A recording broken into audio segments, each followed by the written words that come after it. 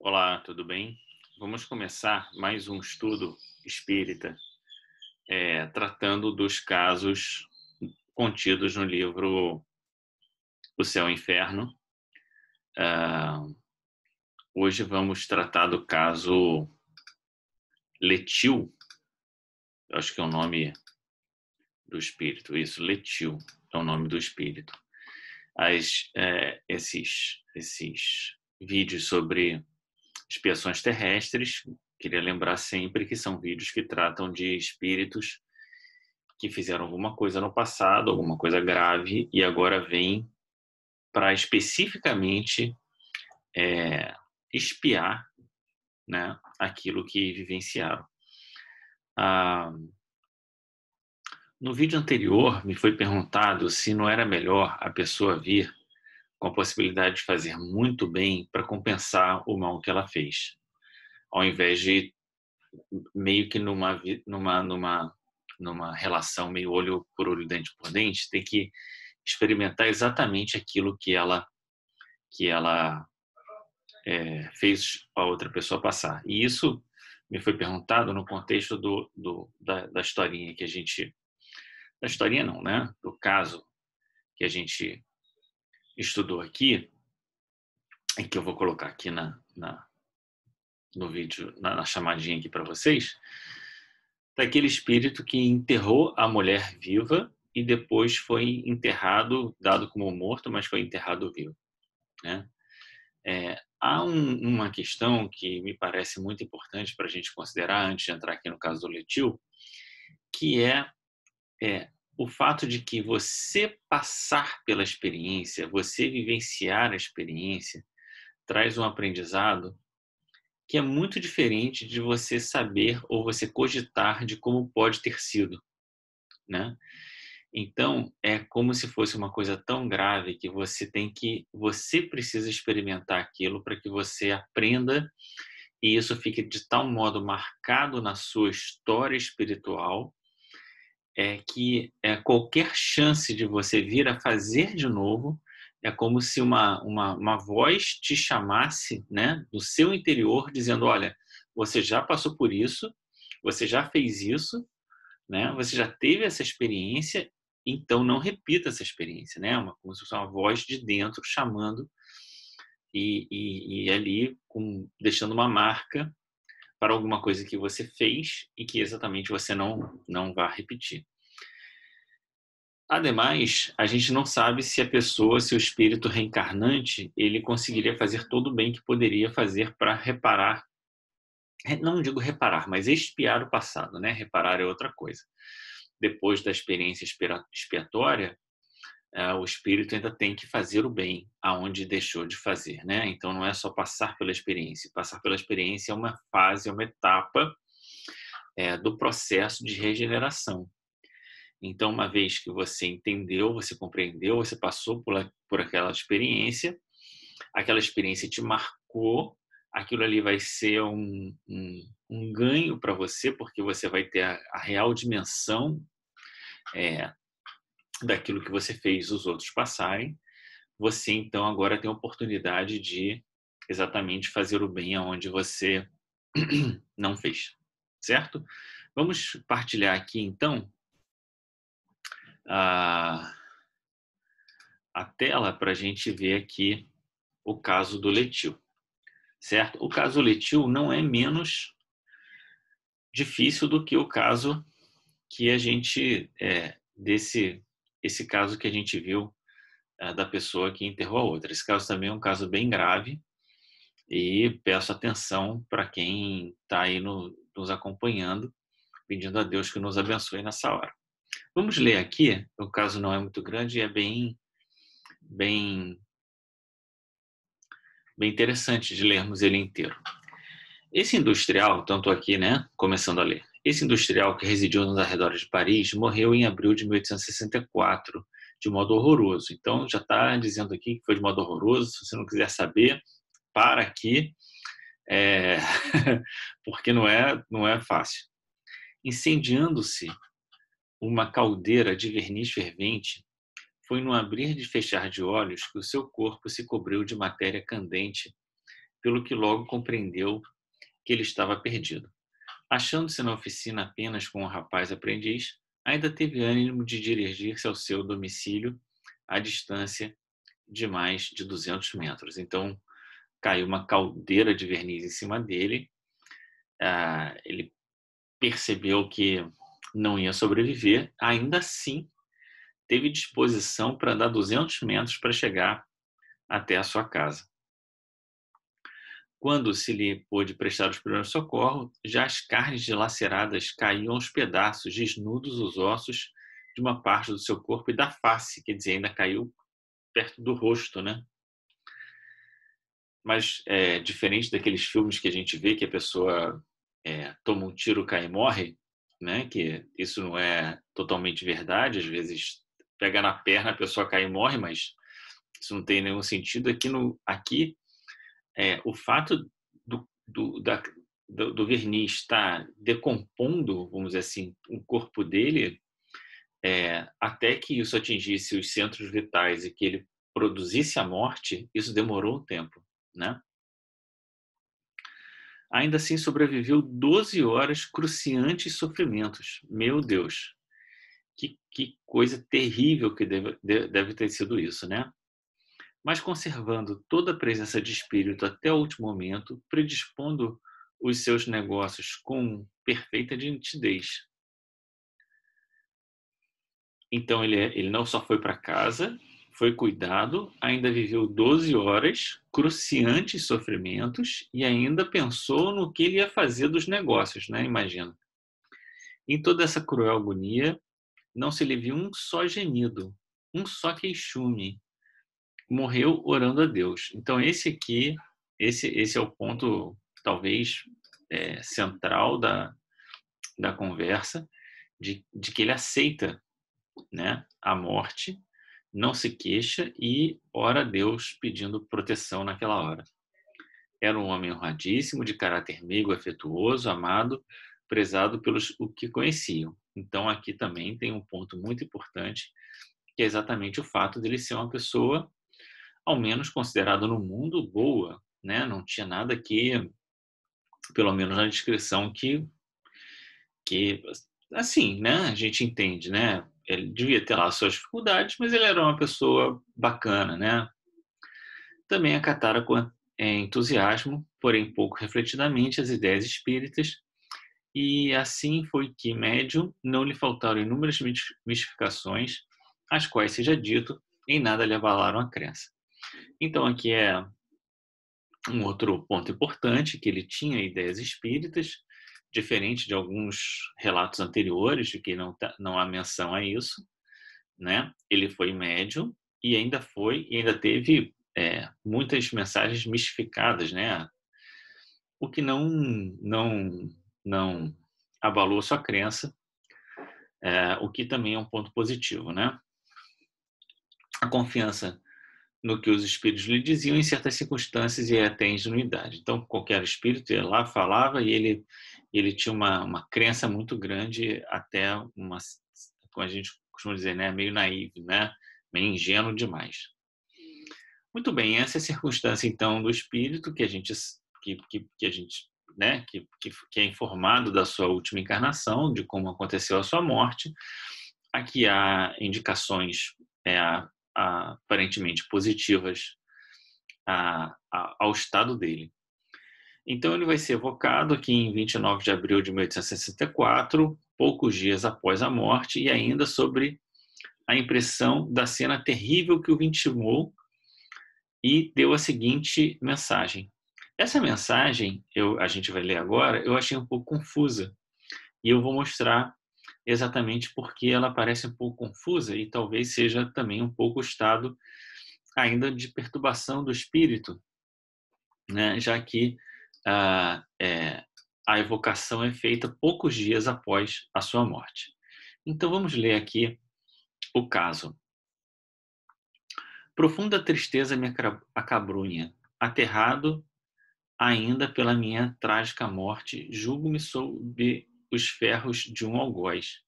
Então essa primeira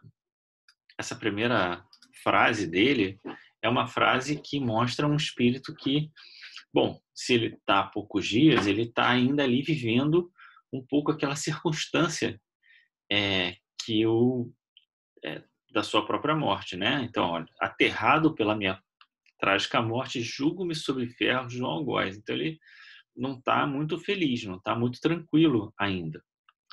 Bom, vamos continuar. Quanto sofri, ó, quanto sofri. Estou trêmulo.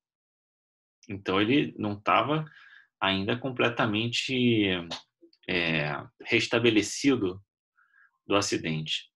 Como que sentindo o cheiro nauseante de carnes queimadas. Quer dizer, a repercussão da morte, da forma como ele morreu, ainda o afetava, e é importante a gente considerar que ele estava a poucos dias da morte. E aí a gente tem que fazer um parênteses, porque aqui ele está muito mais tendo o efeito da repercussão mental daquilo que ele viveu do que tá com a carne queimada mesmo, porque ele já está desligado do corpo, não tem mais carne queimada, né? Mas é como que a, aquele, aquela sensação permanecesse dentro dele, né? E ele vai explicar um pouco mais para frente. A agonia de 12 horas é essa que padeceste, ó espírito culpado. Aqui ele fala como se ele estivesse falando de outro espírito, né? E aqui que fica um pouco confuso, e a gente vai ver depois, na sequência. Então ele fala, né? Agonia de 12 horas, que ele padeceu, ó espírito culpado, meu próprio espírito culpado, né? Mas ele sofreu sem murmurações e por isso vai receber de Deus o seu perdão. E aqui parece que ele está dizendo que ele sofreu sem murmuração e vai receber de Deus o seu perdão. Aqui é que eu acho que fica um pouco difícil a mensagem, porque é o Espírito protetor que está falando através dele, diz que ele então sofreu sem murmuração e vai receber de Deus. Ele está dizendo que ele vai receber, é uma coisa meio delicada, né? Mas isso aqui parece ser um pouco dessa confusão que eu falei, né? E aí ele vai falar aparentemente para a esposa, né? Ó, minha bem-amada, não chores, que em breves essas dores se acalmarão. Não se acalmarão ainda. Eu não mais sofro na realidade, porém a lembrança vale nesse caso pela realidade. Então veja só, ele falou que estava tremendo, ele falou que estava sentindo o cheiro de carne queimada, ele falou que as dores em breve se acalmarão, né? Que ele se sentia sob ferros de um algoz, e depois ele fala, eu não sofro na realidade, mas a lembrança vale pela realidade. Então, tudo isso que ele diz que ele está vivenciando é resultado dessa lembrança que permanece viva dentro dele. Afinal de contas, foram poucos dias. É como se uma coisa grave que aconteceu, e às vezes não é grave porque é mal, né? Eu me lembro agora, por exemplo, há uma semana atrás, eu fiz uma prova bem complicada, bem difícil, e aí passa o dia seguinte, você parece que não saiu da prova, você fica pensando na prova, você fica dizendo por que eu não escrevi isso, por que eu não escrevi aquilo, no dia seguinte aquele negócio volta e vai voltando e vai voltando e vai voltando, e tem que esperar o tempo passar para essa repercussão se diluir no tempo, né? E eu quero avisar para todo mundo que eu fui bem na prova, não tive problema. Mas é isso que ele está falando, né? Quer dizer, esse sofrimento é muito mais o sofrimento da repercussão mental daquilo que ele vivenciou do que ele está vivenciando propriamente dito, né? Quer dizer, que a gente poderia estar dizendo, mas quando ele recorda de tal maneira que a lembrança se torna realidade. Então, se ele não recordasse, ele não estaria vivenciando aquilo, né? Bom, E aí é muito importante a gente pensar que no mundo espiritual todas as sensações são muito mais afloradas porque não tem um filtro do corpo, primeiro. Segundo, são muito mais difíceis de serem deixadas de lado porque no corpo a gente tem a rotina do dia a dia que faz com que a gente acorde, a gente durma, a gente se alimente, a gente faça a nossa higiene, a gente faça o trabalho, a gente tem contato com outras pessoas, a gente dorme e tem um regramento do tempo diferente no mundo espiritual, né? E como a vida espiritual é toda a vida mental, né? Se a gente não cuida de como a gente trata os nossos pensamentos, a gente pode ser vitimado da nossa própria, do nosso próprio descuido mental constantemente no mundo espiritual. Muito bem, vamos lá. Auxilie-me muito a noção do espiritismo. E agora vejo que sem essa consoladora crença teria permanecido no delírio da morte horrível que padeci. Então, aqui ele fala da noção do espiritismo, mas talvez uma outra religião que trouxesse também a ideia da vida após a morte e a crença em Deus e a fé, né, na proteção dos espíritos, que pode não ser com a palavra espírito, né, pode ser do santo, pode ser de algum protetor espiritual, né, num certo sentido já seria suficiente para que a pessoa percebesse que o momento dela tinha chegado, e não só que o momento dela tinha chegado, mas que nesse momento é importante buscar o seu espírito protetor, buscar a sua ajuda espiritual, pedir, né, a proteção de Deus, e isso o ajudou, né, a que ele saísse do estado de choque que ele se encontrava. E aí, vamos continuar aqui na mensagem. Há, porém, um Espírito Consolador que não me deixa, desde que exalei o último suspiro. Ele ainda falava, eu ainda falava e já o tinha ao meu lado. Parecia-me ser um reflexo das minhas dores a produzir em mim vertigens que me fizessem ver fantasmas, mas não. Era o meu anjo da guarda que, silencioso e mudo, me consolava pelo coração. Logo que me despedi da terra, disse-me ele: Vem, meu filho, torna a ver o dia. Então respirei livremente, julgando-me livre de medonho pesadelo. Então vamos parar aqui para a gente fazer um comentário, né? A primeira coisa é que a gente já, não sei se já comentou nesses vídeos, mas a gente gosta de comentar, de que a gente aparentemente desencarna sozinho, né? Quer dizer, o nosso desligamento do nosso corpo é o nosso corpo, é a gente com a gente mesmo. Mas, num certo sentido, a gente não está sozinho. Assim, quando a gente reencarna, a gente nasce de novo, tem uma equipe de médicos nos esperando, que a gente poderia dizer uma equipe de espíritos nos esperando, porque são espíritos encarnados. Quando a gente desencarna também. E essa prova dele talvez tenha sido tão difícil, tão cruciante, tão, né, que o espírito protetor, aí tem uma conjunção de coisas, né? Logo se apresenta para ele como dissesse para ele: olha, eu tô aqui, né? Vê que coisa bacana, ele me consolava pelo coração, dizendo: calma, que eu tô aqui, tá tudo certo, é isso aí, né? Por outro lado, tem é, dois elementos importantes a serem considerados. Um, que ele era uma pessoa boa. Então, vamos dizer assim, a vibração, a capacidade dele perceber as coisas espirituais após a morte, né, ou nesse transe da morte, era maior do que se ele fosse uma pessoa excessivamente apegada às coisas materiais. E a outra coisa é o estado mental dele, que ele ora, ele agradece a Deus, ele está pensando em Deus, e isso cria a possibilidade dele perceber o seu mentor, né? Então, o seu mentor vem, pega ele, né? Tira ele daquela provação e diz: vem, meu filho, torna a ver o dia. Ele então respira livremente, julgando-se livre do medonho pesadelo. E aí ele, né, imediatamente pensa na esposa e no filho. E uma coisa curiosa aqui é que ele não pensa na mãe que morreu, no pai que morreu, se é que estavam mortos ou que estavam encarnados ainda, né?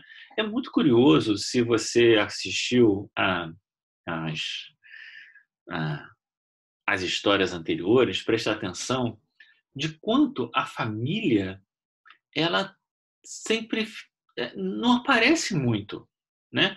Aqui ele vai lembrar da mulher e do filho, mas o restante da família, se é que ele tinha, não é nem mencionado, né? Onde é que está a mãe? Onde é que está o pai?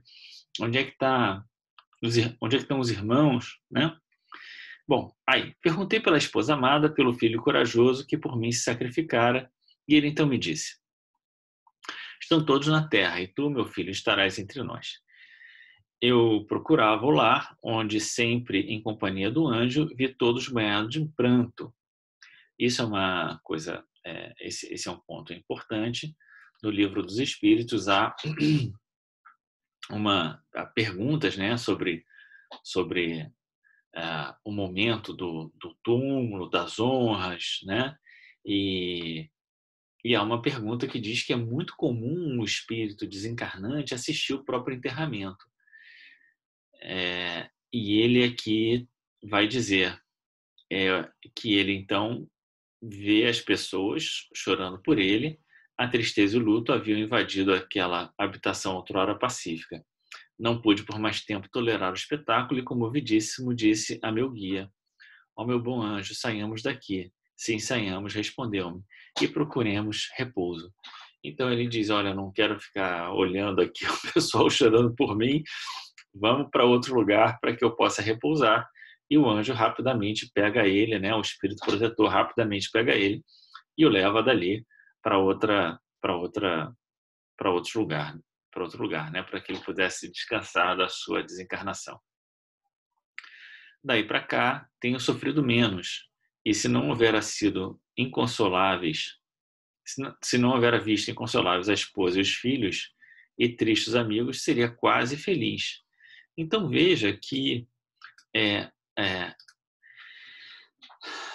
ele oscila entre dizer que a lembrança é uma lembrança cruciante, uma lembrança difícil, que faz ele rememorar todas essas coisas, e agora ele dizer: olha, se não fosse ter visto a esposa, os filhos e os amigos chorando, eu seria quase feliz. Quer dizer, é, ou bem, né? Quer dizer, parece que uma coisa não exclui a outra, na verdade, né? É como se uma coisa aquela lembrança da morte tem que passar, ela vai passar com o tempo, né? E a outra coisa é perceber o sofrimento daquelas pessoas que ficaram e, e esse sofrimento acaba repercutindo neles, dizendo: puxa, mas eu ficaria mais contente se eu pudesse continuar lá com eles, para vivenciar com eles e não vê-los nesse sofrimento. Por isso é muito importante quando a gente tem a perda de um ente querido, a gente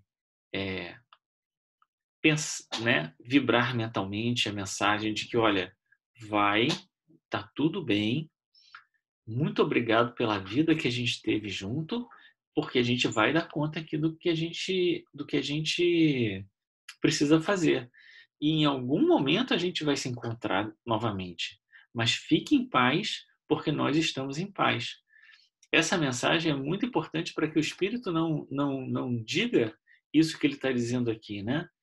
Que esse sofrimento dos que ficaram acaba pesando um pouco também para ele, né? O meu bom guia, então vamos continuar aqui. O meu bom guia fez-me ver a causa da morte terrível que tive, e eu, a fim de vos instruir, vou confessá-la. Então, agora ele vai dizer por que ele teve essa morte.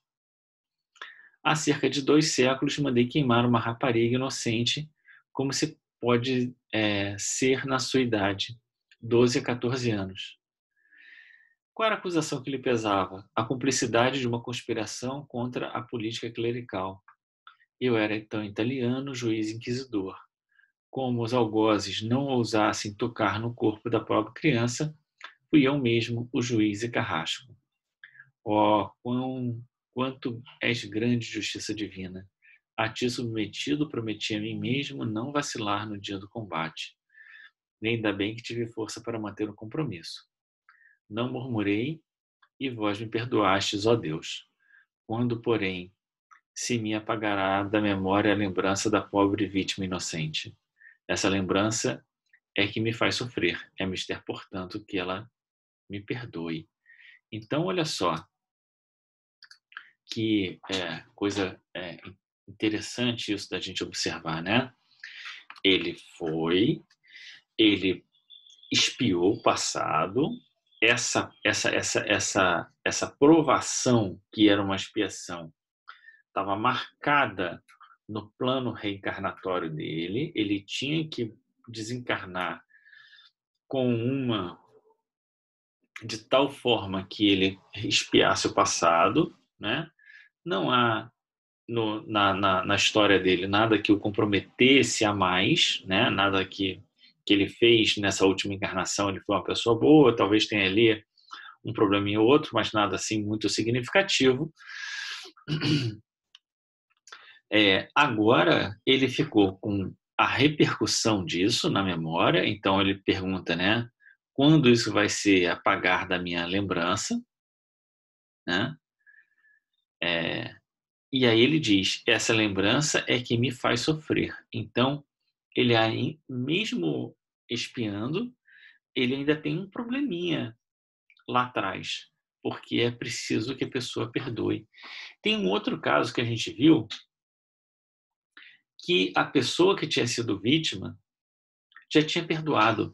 Estava num plano superior da vida, acho que foi no último caso mesmo, da mulher que foi enterrada viva, né? Ela já tinha perdoado, estava num plano superior, esperando exatamente que o marido que a enterrou viva espiasse o passado para poder encontrar com ela, dar um passo à frente e encontrar com ela no mundo espiritual. Nesse caso, a pessoa que foi vítima, a menina, pelo menos até agora, ele não sabia se ela tinha o perdoado ou não. Parece que não. Mas era importante que isso acontecesse para ele se acalmar o coração, né? Ó vós adeptos da nova doutrina, que frequentemente dizeis não poder evitar os males pela insciência do passado. Ó irmãos meus, bendizeis antes o Pai, porque se tal lembrança vos acompanhasse a terra, não mais haveria aí repouso em vossos corações. Se a gente lembrasse exatamente tudo que a gente fez no passado, a gente não, né? Como podereis vós, constantemente assediados pela vergonha, pelo remorso, fruir no seu momento de paz? O esquecimento aí é um benefício, porque a lembrança aqui é uma tortura.